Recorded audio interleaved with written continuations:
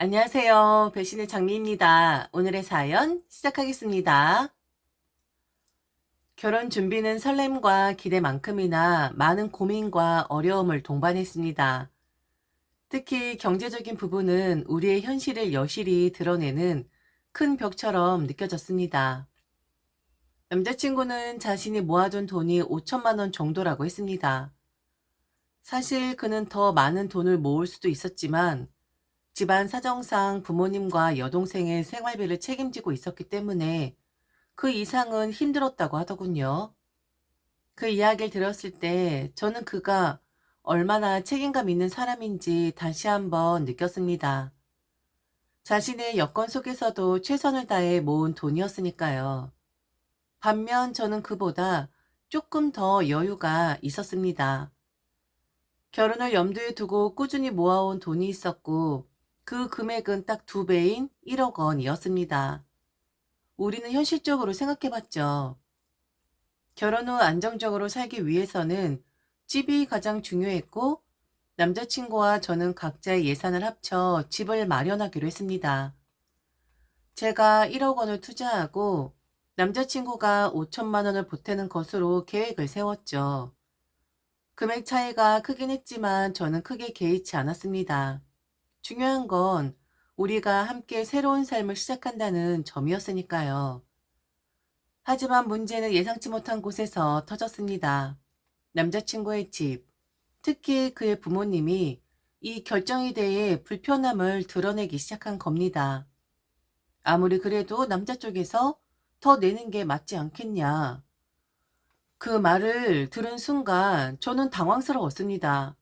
결혼은 두 사람이 함께 준비하는 과정이라고 생각했는데 그들에게는 여전히 남자가 더 책임을 져야 한다는 전통적인 가치관이 강하게 자리 잡고 있었습니다. 남자친구 역시 부모님의 말을 듣고 난처해 하는 눈치였습니다. 그도 자신의 경제적 상황을 잘 알고 있었기에 부모님의 기대를 충족시킬 수 없다는 점에서 죄책감을 느끼는 듯 했습니다. 저 역시 속이 상하긴 했지만 남자친구를 탓할 순 없었어요. 그가 지금까지 얼마나 노력해왔는지 잘 알고 있었으니까요. 제가 1억 원을 내는 건 저희가 현실적으로 선택한 최선의 방법이에요. 남자친구가 지금까지 가족을 위해 얼마나 애써왔는지도 알기에 저는 전혀 문제가 없다고 생각했어요. 그런데 이렇게 말씀하시니 조금 속상하네요. 솔직한 제 마음을 얘기했습니다. 그리고 남자친구의 입장을 10분 헤아렸었으니까요. 그리고 제가 그렇게 잘못 말한 것이라고 지금도 생각하진 않습니다. 하지만 남자친구의 부모님은 좀 다르게 생각을 했더라고요. 남자친구 부모님은 제가 그들의 의견에 맞장구를 치지 않고 제 생각을 표현한 것을 두고 말대꾸라고 느끼신 것 같았습니다. 처음엔 당황스러웠죠. 제가 단지 제 입장을 설명했을 뿐인데 그걸 그렇게 받아들이셨다니요. 그럼에도 불구하고 저는 제 자신을 억누르며 결혼 후에도 계속해서 할 말을 못하고 살아갈 생각은 전혀 없었습니다. 남자친구 역시 부모님의 불편한 감정을 눈치챘는지 며칠 후 조심스레 말을 꺼냈습니다. 우리 부모님이 조금 화가 나셨던 것 같아. 너랑 얘기한 뒤에. 그런데 그게 뭐 너한테 직접 화를 낸다기보단 그냥 예민해지신 것 같아. 그래도 이번에 집 문제는 힘 닿는 데까지 도와주시겠다고 하셨으니까 너무 걱정하지 마. 그 말을 들었을 때 기분이 참 복잡했습니다. 도와주겠다는 건 감사한 일이지만 이미 갈등이 생긴 상황에서 그런 제안이 부담으로 다가왔던 것도 사실이었습니다. 그래도 굳이 반박할 필요는 없겠다 싶어 그저 알겠다고 짧게 대답했습니다. 마음 한구석에는 조금 꺼림칙한 감정이 남아 있었습니다. 어떤 방식으로 도와주시겠다는 거지? 정말 순수한 마음일까? 라는 의문도 들었지만 일단은 남자친구를 믿기로 했습니다. 일주일 뒤 남자친구가 밝은 목소리로 저에게 말했습니다. 우리 이번 주말에 집 보러 가자. 부모님이 괜찮은데 알아본 것 같아. 너도 같이 가서 봐야지. 저는 조금 의아했지만 그래도 결혼 준비 과정의 일부니까 적극적으로 참여해야 한다고 생각하며 따라 나섰습니다. 처음엔 설렘 반, 기대 반으로 시작했지만 집을 보러 가는 길이 점점 익숙하게 느껴지기 시작했습니다. 차창 밖으로 보이는 풍경이 낯설지 않았던 겁니다. 이 근처는 어디서 봤더라? 속으로 생각하던 찰나 문득 깨달았습니다. 이곳은 바로 남자친구 부모님이 사시는 동네였습니다. 순간 심장이 쿵 하고 내려앉았죠. 설마 여기 근처에서 집을 구하자는 건가? 그때까지만 해도 저는 확신할 수 없었기 때문에 아무 말도 하지 않았습니다. 남자친구가 이끄는 대로 따라가면서 머릿속은 점점 복잡해졌죠. 그리고 마침내 집 앞에 도착했을 때 저는 그곳에 먼저 와 계신 남자친구 부모님을 발견했습니다. 차에서 내리자마자 남자친구 어머니가 환하게 웃으며 우리를 맞으셨습니다. 남자친구는 손을 잡아 끌며 집 안으로 들어가자고 했지만 제 발걸음은 쉽게 떨어지지 않았죠. 왜 이런 중요한 문제를 나에게 미리 말하지 않았을까? 라는 의문이 계속해서 머릿속을 맴돌았습니다. 남자친구의 부모님은 마치 오래 준비한 발표를 하듯 집 곳곳을 소개하기 시작하셨습니다. 문을 열고 들어서자마자 남자친구 어머니는 손짓으로 거실을 가리키며 환한 미소를 지으셨습니다. 여기가 거실이야. 어떠니? 넓고 채광도 좋지 않니? 여기는 조금만 꾸미면 진짜 예쁘게 나올 거야. 커튼도 밝은 색으로 바꾸면 훨씬 고급스러워질 거고. 이 정도면 요즘 신혼집으로 딱이지. 동네도 조용하고 주변 환경도 얼마나 좋은데. 그들의 표정과 말투에서 느껴지는 건 단순한 집 소개가 아니었습니다. 마치 그 집을 통해 자신들의 위치와 능력을 강조하려는 듯한 뉘앙스가 강하게 느껴졌습니다. 어머님 주방 쪽으로 발걸음 옮기시며 말을 이어가셨습니다. 여긴 주방이야. 요즘 아파트 구조치고 꽤 넓게 빠졌지? 여기만 좀 꾸미면 요리할 때 얼마나 편하겠어. 우리 며느리 될 사람 여기서 요리도 하고 가끔 우리도 불러주면 좋겠네. 그 말에는 단순히 주방을 소개하는 것 이상의 뉘앙스가 담겨 있었습니다. 마치 우리가 이런 집을 준비했으니 너도 이제 우리를 배려해야 한다는 메시지처럼 들렸습니다. 저는 고개를 끄덕이며 미소를 지었지만 속으로는 조금씩 불편함이 쌓여갔습니다. 아버지 역시 한마디 거들며 말했습니다. 사실 요즘 이런 구조를 가진 집은 찾기 힘들어. 우리가 너희를 위해 진짜 많이 고민했어.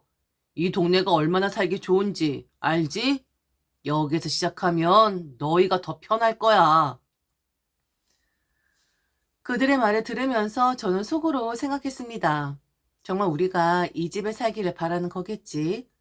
하지만 이렇게까지 준비하고 나서 나에게 의견을 구하지 않는다는 건 무슨 의미일까? 무엇보다 그들의 집을 설명하는 방식에는 은근히 우위를 점하려는 태도가 느껴졌습니다. 마치 이 집을 통해 자신들의 역할과 능력을 과시하려는 것 같았습니다.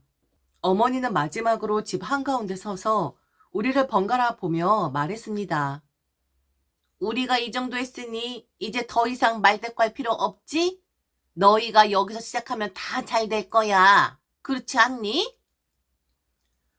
집은 처음 봤을 때 그럭저럭 괜찮았습니다. 물론 조금 낡아 보이긴 했지만 수리를 한다면 충분히 아늑한 신혼집이 될 수 있을 것 같았습니다.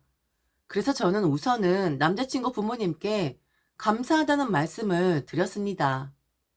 집이 참 좋네요. 이렇게 신경 써 주셔서 정말 감사합니다. 사실 그 말을 하면서도 마음 한구석은 복잡했습니다. 그들의 의기양양한 태도가 머릿속에서 떠나지 않았기 때문이죠. 마치 이 집을 통해 우리 관계의 위기 질서를 정리하려는 듯한 분위기가 느껴졌습니다. 더군다나 남자친구 부모님 집과 거리가 너무 가까운 점도 마음이 걸렸습니다. 결혼 후 독립적인 생활을 원했지만 이렇게 가까운 곳이라면 그게 가능할까 싶었죠. 하지만 스스로를 다독이며 생각했습니다. 그래도 집을 마련해 주시는 건데 이 정도는 감수해야 하는 거겠지. 공짜로 들어가는 거라면 괜히 문제를 만들 필요는 없잖아. 그런데 그날 밤 남자친구가 제게 예상치 못한 얘기를 꺼냈습니다. 우리는 둘만 남아 대화를 나누던 중이었고, 그는 약간 망설이는 듯한 표정으로 입을 열었습니다. 있잖아, 부모님이랑 얘기했는데 자기가 좀 도와줬으면 해서. 그러니까 부모님께 1억을 드리기로 했어. 뭐라고? 1억을 드린다고? 그게 무슨 말이야?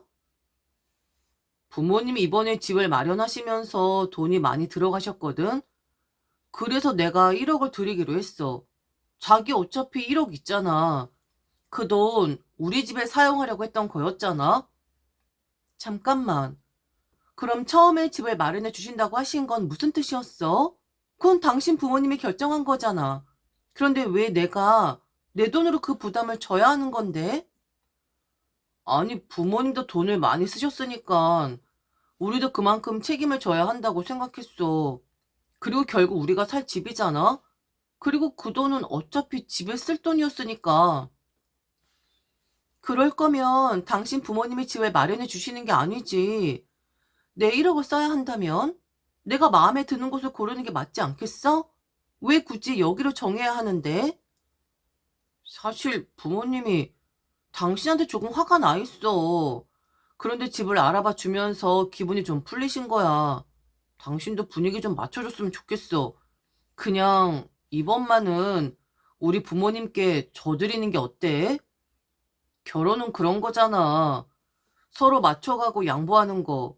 가끔은 상대 부모님께 져드리는 것도 결혼할 여자의 덕목이 아닐까 싶어. 이번엔 그냥 좀 참아줘. 그의 말이 끝나자 제 마음속에는 온갖 생각이 떠올랐습니다.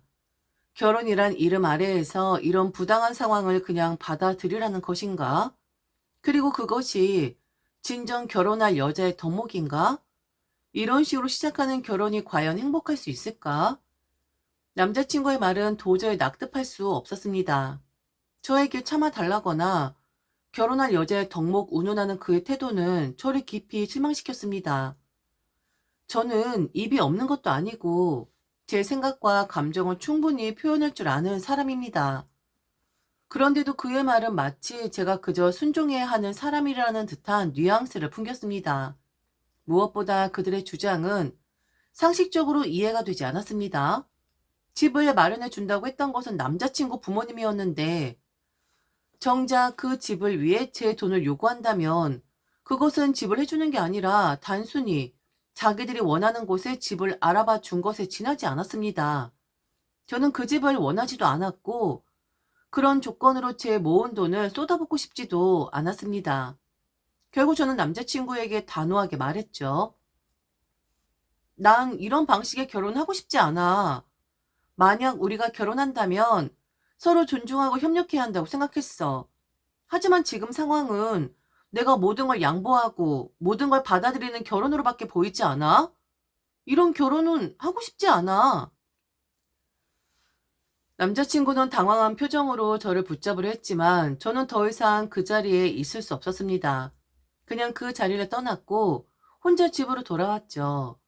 그날 이후 며칠 동안 저는 남자친구와 연락하지 않았습니다. 연락을 끊고 혼자 시간을 가지면서 많은 생각을 했습니다. 결혼이라는 것이 이렇게 불평등한 시작에서 출발한다면 앞으로의 삶은 더 어려울 수밖에 없을 거라는 결론에 이르렀습니다. 저는 조용히 이별을 준비하기로 마음먹었죠. 그런데 며칠 뒤 남자친구가 저에게 연락을 해왔습니다. 전화기 너머로 그의 목소리는 한없이 조심스러웠죠. 미안해. 내가 잘못했어.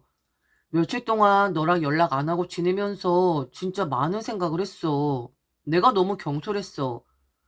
결혼할 여자의 덕목 같은 말 절대 하면 안 되는 말이었는데 내가 왜 그랬는지 모르겠어. 아마도 갑자기 효자 코스프레라도 한 것 같아. 나도 내가 왜 그랬는지 이해가 안 돼. 진심으로 미안해. 그의 목소리에는 진심이 묻어 있었습니다. 그가 잘못을 인정하고 있다는 것은 느낄 수 있었지만 제 마음속에 남은 실망감이 쉽게 사라지지 않았습니다. 남자친구는 말을 이어갔습니다. 너한테 사과하고 싶어. 그냥 말로만 사과하는 게 아니라 행동으로 보여주고 싶어. 그래서 내 부모님께 식사를 대접하고 싶어. 내가 진심으로 잘못을 했다는 걸 네 부모님께도 알리고 싶어. 그 말을 듣는데 순간 복잡한 감정이 교차했습니다. 그의 사과가 진심이라는 것은 느껴졌지만 제 마음속의 상처가 완전히 회복된 것은 아니었습니다. 하지만 그의 제안에서 변화하려는 의지를 읽을 수 있었고 그것이 조금은 위안이 되었습니다. 저는 한동안 고민했지만 그의 제안을 받아들이기로 했습니다. 식사를 대접하고 싶다는 그의 말 속에는 단순히 사과를 넘어서 우리의 관계를 회복하고 싶어하는 간절함이 담겨 있었으니까요. 스스로 잘못을 인정하고 행동으로 사과하려는 모습을 보니 그래도 우리가 함께해온 시간이 결코 가벼운 것이 아니었음을 다시 한번 느꼈습니다. 많은 고민 끝에 저는 그의 사과를 받아들이기로 했습니다. 나이도 있었고, 그리고 그가 보여준 진심과 노력들을 생각하면 쉽게 포기할 순 없었습니다. 물론 집 문제는 여전히 마음 한구석에 찝찝함으로 남아 있었지만, 일단은 이 갈등을 넘어서 다시 한번 우리 관계를 다잡아 보기로 마음먹었습니다. 그렇게 우리는 관계 회복의 첫 걸음으로 제 부모님과의 식사 자리를 마련하기로 했습니다. 이왕 준비하는 자리인 만큼 특별한 곳에서 만나기로 했죠. 마침 제 동생이 이전에 저와 남자친구에게 결혼 축하 선물로 준 호텔 파인다이닝 코스 티켓이 떠올랐습니다. 1인당 25만 원 상당의 고급 코스였고 평소라면 쉽게 갈 수 없는 특별한 장소였죠. 사실 처음에는 이 티켓으로 남자친구와 함께 식사를 하며 특별한 추억을 만들려고 했었습니다. 그런데 집 문제로 다투고 난 뒤 티켓 활용할 방향이 바뀌게 된 것이죠. 남자친구와의 갈등 이후로는 오히려 부모님을 모시고 가는 것이 더 낫겠다는 생각이 들었으니까요. 그동안 부모님께도 감사한 마음을 제대로 표현하지 못했기에 이 기회에 모시고 가서 좋은 식사를 대접하고 싶었습니다. 이왕 식사 자리를 마련하는 김에 그 고급 레스토랑에서 하는 것이 더 좋겠다는 생각이 들었습니다. 남자친구에게 제안을 했죠. 마침 동생이 줬던 파인다이닝 코스 티켓이 있어. 우리 부모님 모시고 거기서 식사하는 게 어때? 성수기라 추가 비용이 들 수도 있지만 티켓으로 부모님 몫은 충분히 충당되고 우리 둘만 추가 비용을 내면 되거든. 그리고 우리도 근사한 곳에서 식사 한번 제대로 하자. 드레스 코드도 맞추고 멋지게 차려입고 가는 거야. 어때? 좋다.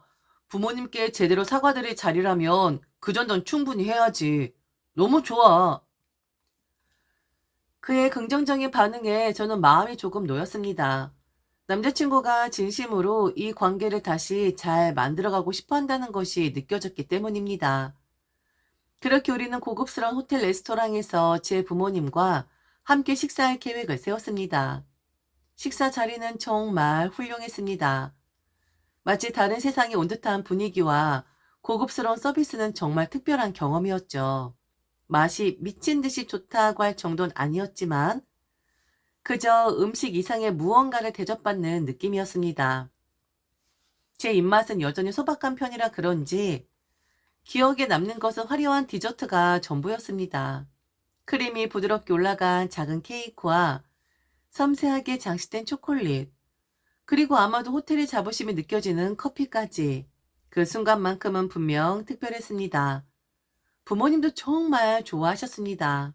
남자친구 내내 밝은 표정으로 부모님께 말을 건네며 분위기를 잘 맞춰주었고 부모님 역시 그런 그의 태도에 만족하신 듯 했습니다.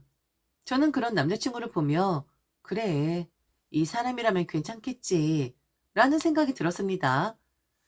사실 결혼을 준비하면서 이런저런 문제가 생긴 것은 사실이지만 남자친구의 사과와 행동, 그리고 이런 자리를 마련한 진심이 느껴졌기에 마음이 조금씩 풀리고 있었거든요. 무엇보다도 이 남자와 헤어진다고 해서 내가 더 좋은 남자를 만날 수 있을까? 라는 현실적인 고민이 머릿속을 떠나지 않았습니다. 지금까지 함께해온 시간과 추억들, 그리고 그가 보여준 책임감까지 생각하면 결혼 상대적으로 충분히 괜찮다고 느껴졌습니다. 그래, 그냥 이 남자로 가자. 그날 저녁 저는 조용히 마음을 다잡았습니다. 남자친구와의 갈등을 뒤로하고 앞으로를 다시 설계해 보기로 한 것이죠. 집 문제 역시 여전히 마음에 걸리긴 했지만 조금씩 이해하려고 노력하기로 결심했습니다. 그렇게 모든 것이 순조롭게 흘러갈 것 같았죠. 하지만 그러지 못했습니다. 그 후 예상치 못한 일이 터지고 말았죠. 남자친구 어머니께 전화를 받은 건 예상치 못한 일이었습니다. 평소 저와 단둘이 만나자고 하신 적이 없었기 때문에 조금 의외였습니다. 하지만 만나고 싶다는 그녀의 말을 거절하기도 애매했습니다. 무슨 이야기를 하실지 궁금하기도 했고, 결혼을 준비하는 상황에서 관계를 원만하게 유지하는 것이 중요하다고 생각했기 때문에 약속 장소에 나갔습니다. 그날 카페에서 마주한 어머니의 표정은 다소 평온해 보였지만 그 속에는 무언가 말하고 싶어 안달이 나인 듯한 기색이 느껴졌습니다. 제가 앉자마자 그녀는 본론으로 들어갔습니다. 아들한테 들었는데 너희 부모님 모시고 아주 비싼 데서 식사했더라. 그 호텔 레스토랑 한 끼 25만 원이라던데. 그렇지? 그 순간 저는 머릿속이 복잡해졌습니다. 이 이야기를 하려고 저를 부르셨구나 싶었죠. 조심스럽게 대답하려는 찰나 그녀는 말을 이어갔습니다. 너한테 묻고 싶다. 우리한테는 그런 비싼 식사 언제 대접해 줄 거니? 순간 당황한 저는 어쩔 줄 몰랐습니다. 그녀는 제 반응을 보며 한숨을 쉬더니 말투가 점점 더 날카로워졌습니다. 아니, 집도 우리가 얻어줬는데 아직도 우리 아들이 네 눈치를 봐야 하는 거니? 왜 우리 아들이 네 부모님 식사를 대접해야 하냐고. 그것도 25만 원이 넘는 그런 식사를 말이야. 그래, 그럼 우리는 우리한테 뭘 대접할 건데? 그래, 이 카페에서 먹고 싶은 거 다 먹어도 되냐? 커피 한 100잔 정도 시켜도 되는 거니? 저기는 케이크들 싹 다 쓸어가도 되겠어? 우리도 그 정도는 해줘야지 않겠니? 어머니, 지금 무슨 말씀을 하시는 거예요? 저희 부모님과의 식사가 뭐가 문제가 된다는 건지? 돈을 아껴야 하는 거 아니야? 결혼도 전에 이렇게 친정에 잘하는 걸 보면 결혼하고 나서도 이 버릇 못 고칠 것 같은데?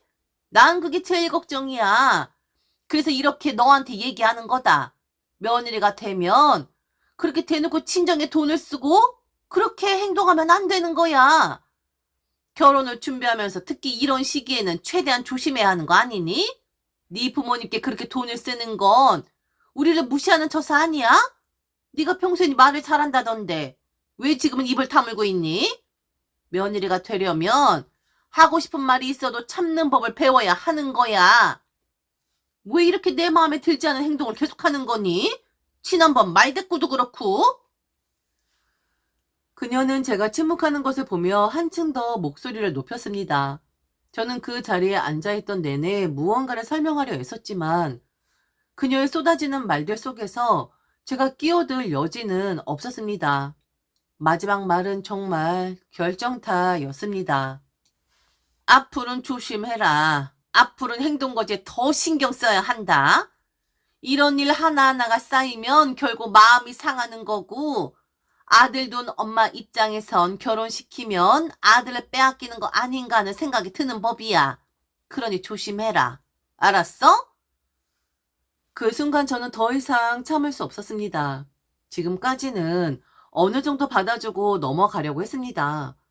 결혼을 준비하는 과정에서 생길 수 있는 불편한 상황이라고 생각하며 스스로를 다독였죠. 하지만 이건 도를 넘었습니다. 그녀의 말 속에는 저를 완전히 무시하는 태도와 결혼 전부터 저를 통제하려는 의도가 너무나도 노골적으로 담겨 있었습니다. 저는 숨을 깊게 들이마시고 천천히 말을 꺼냈습니다. 입이 있는데 왜 자꾸 말을 하지 말라고 하시는 건지 이해가 안 되네요. 결혼하면 뭐 제가 합죽이라도 되어야 하나요? 뭐라고? 너 지금 또 말대꾸하려고 하는 거니? 아, 저기요. 아들 빼앗길까봐 걱정되는 게 아들 돈 엄마 마음이라고 하셨죠? 그럼 딸 돈 우리 엄마 입장에서는 지금 이런 제 상황을 보면 어떻게 생각하실 것 같으세요? 우리 딸 결혼시키면 시가에서 합주기가 되어서 시가에만 잘해야 하니 우리 딸 빼앗기겠구나. 이렇게 생각하시겠죠? 저기요, 아주머니. 저 결혼했나요? 제가 아주머니 며느리 되었나요? 아니잖아요. 그런데 결혼도 하기 전에 이런다고요? 친정 챙기지 말라는 말에 행동거지를 조심하라는 말까지요? 이런 말들을 아무렇지도 않게 한다고요? 결혼도 하기 전에 이러는데 결혼하고 나면 뭘 하실지 뻔히 보이네요. 그땐 친정하고 완전히 척을 지라고 하시겠죠? 아주머니, 남의 딸 행동거지 신경 쓰지 마시고 본인 행동거지부터 신경 쓰세요. 너 지금 이러고도 우리 아들이 너를 받아줄 것이라 생각하니? 우리 아들이 가만히 있을 것 같아? 뭐래? 아주머니 아들이 빌고 또 빌어서 제가 사과 받아준 겁니다. 그리고 우리 부모님 식사 비용? 제 동생이 준 티켓으로 충당한 거예요. 아주머니 아들은 자기 처먹은 것만 지불한 거라고요. 그런데 무슨 아주머니 아들 다 낸 것처럼 말씀하세요? 결혼도 하기 전에 이렇게 의기양양 뭐라도 된 것처럼 구는 분들 저는 받아들일 수 없네요. 아주머니 아들하고는 이별할 테니 그렇게 아시면 될 것 같아요. 참 아주머니 지금 드신 커피값 이미 제가 냈거든요. 6,000원이니까 지금 바로 이체해 주시겠어요? 그 말에 어머니 얼굴은 순식간에 굳어졌습니다. 저는 그녀가 어떤 반응을 보이든 신경 쓰지 않고 단호하게 자리를 떠났습니다. 결국 저와 남자친구는 헤어졌습니다. 더 이상 만나야 할 이유를 찾을 수 없었기 때문이죠. 남자친구는 끝까지 매달리며 사과도 하고 변명도 했지만 그의 어머니만 생각하면 도저히 안 되겠다는 결론에 도달했습니다. 결혼은 두 사람만의 일이 아니라는 사실을 이번 경험을 통해 뼈저리게 느꼈습니다. 남자친구는 엄마와 상관없이 우리 둘만 잘 살면 된다고 말했지만 그 말이 얼마나 현실과 동떨어져 있는지 너무 잘 알았습니다. 이미 결혼 전에 이런 갈등을 겪었는데 결혼 후에는 과연 저를 온전히 지켜줄 수 있을까? 그런 믿음이 전혀 생기지 않았습니다. 결국 저는 단호하게 관계를 끝냈습니다. 지금은 부모님께 더 잘하며 살고 있어요. 결혼 준비로 인해 부모님과 충분히 시간을 보내지 못했던 것 같아 이제는 그 시간을 채우는 데 집중하고 있습니다. 그리고 한번 이렇게 되고 나니 남자를 만나고 싶은 생각조차 싹 사라졌습니다. 결혼이라는 것이 생각하면 생각할수록 여자가 손해를 보는 구조라는 생각이 듭니다. 특히 복잡한 가족 관계까지 얽히면 더더욱 그렇죠. 그래서 결심했습니다. 결혼하지 않기로요. 굳이 누군가의 아내가 되어 가족이라는 틀 안에서 억지로 역할을 해야 할 이유를 찾을 수 없었습니다. 지금처럼 제 삶을 제가 원하는 대로 살아가고 부모님께 효도하며 지내는 것이 훨씬 더 행복한 길 아닐까요? 어쩌면 이번 일은 저에게 결혼의 현실을 미리 보여주며 더 큰 실수를 막아준 소중한 경험이었을지도 모르겠습니다. 지금까지 들어주셔서 진심으로 감사합니다. 이상 대신의 장미였습니다.